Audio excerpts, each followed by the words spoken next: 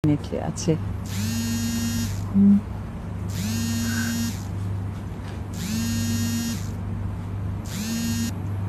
Hello, জি তুমি জানো না আমি প্রোগ্রামে ফোন করতে দেবে স্যার।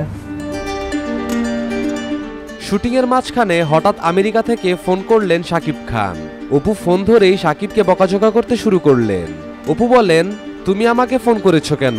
তোমার সাথে আমার কোনো সম্পর্ক নেই, তুমি বুবলিকে নিয়েই থাকো। আরে বুবলির মতো মেয়ে তুমি রাস্তায় রাস্তায় পাবে। যমুনায় যাও সেখানে পাবা, বনশ্রী যাও সেখানে পাবা, পাবনা যাও সেখানে পাবা, ঈশ্বরদী যাও সেখানে পাবা, দিনাজপুর পাবা। অপু আরো বলেন, আমি মরে গেলেও তোমার দেশে ফেরার দরকার নেই। আজ থেকে তোমার কাছে আমি মরে গেছি। আমি জয়কে তোমার কাছে রেখে অনেক দূরে চলে যাব। এক পর্যায়ে অপু অনেক রেগে যায়।